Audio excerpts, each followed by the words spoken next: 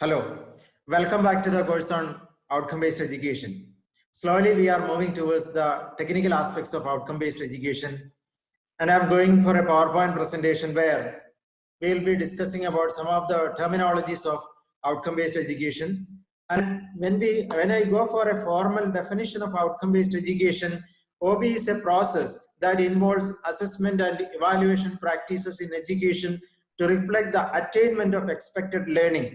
So we are concerned about the learning of students and the attainment of expected learning. When we give more importance for this attainment of expected learning, we are moving towards outcome-based education. And slowly, when we move into the terminologies of outcome-based education framework, we have certain terminologies here. We have the learning objectives. So when we say learning objectives, it is the objectives set by the teacher. Say the teacher may be saying, I am going to teach programming, Java programming, and various functions of Java programming will be taught. Or I am teaching banking, I am teaching accounting. So like this, I am teaching taxation. So what we are planning to teach the students? What are the objectives of your course? So what actually you plan to teach? It comes as the objective. So this is from a teacher's point of view. What are the objectives? What are we planning to teach for the course? This is our objective.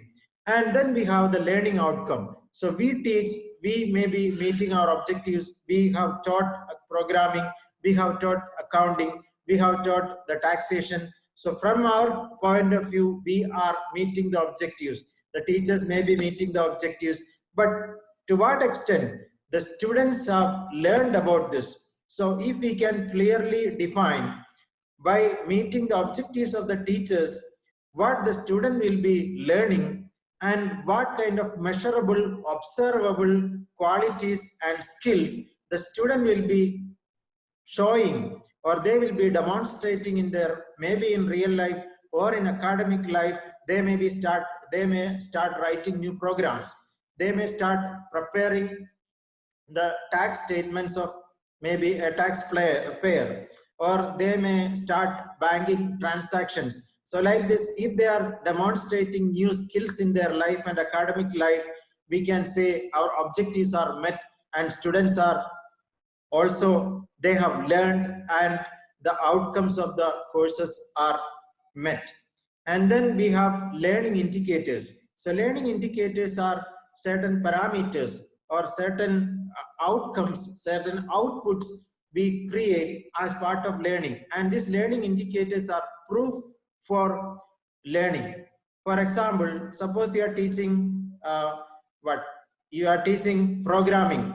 And if the students are able to write a program themselves for solving a real-time problem, that program itself is a learning indicator. Suppose you are teaching history and you are asking, after teaching Indian history, suppose you are asking your students to prepare a chart which may be displaying the contributions of great Indian kings in India. If they are preparing that chart, it shows they have learned and it is a learning indicator.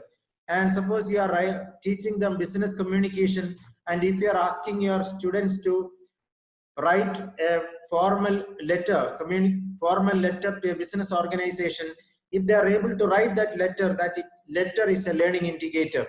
So this way, there are certain indicators which proves that, which demonstrates that the learning has happened in our participants. So this is learning indicators. So target setting means when you, in OBE framework, before you teach, the teachers have to set a target that you can say this many percent of my students will achieve outcome number 1. This many percent of my students will achieve outcome number 2. So like this, we can set a target and later we can verify whether the targets are achieved or not. Then learning activities. In outcome-based education, it is not only lecturing all the time. So by minimizing, because we are lecturing, only the teachers are learning, and we cannot assure that the students are learning.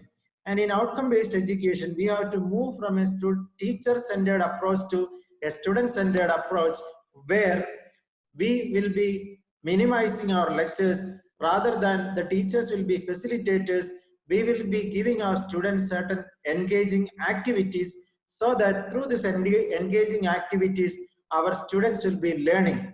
For example, suppose I give few examples. Suppose you teach banking, and instead of teaching them all aspects of banking theory, you can give a learning activity like go to a bank, create an account, deposit some money, withdraw some money, give a check to somebody else. So like this, if the students are doing all the banking operations, this will be far superior than teaching all theoretical aspects of banking.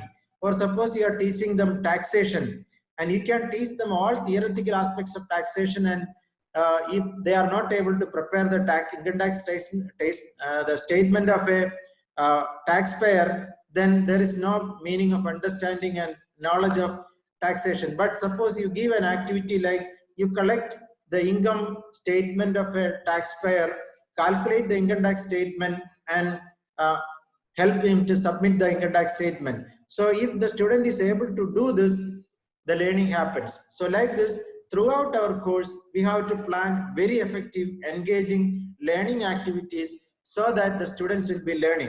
And when we are slowly coming towards writing our outcomes, developing our outcomes, but when we think about our outcomes, we make a lot of mistakes in developing or designing our outcomes. When we write our outcomes, when we design our outcomes, always we have to keep it in mind that our outcomes we develop, the course outcomes we develop, it should be measurable, it should be demonstrable, it should be observable, and we must be able to evaluate these outcomes. So if we are not able to measure our outcomes, if we are not evaluate our outcomes, these cannot be considered as good outcomes.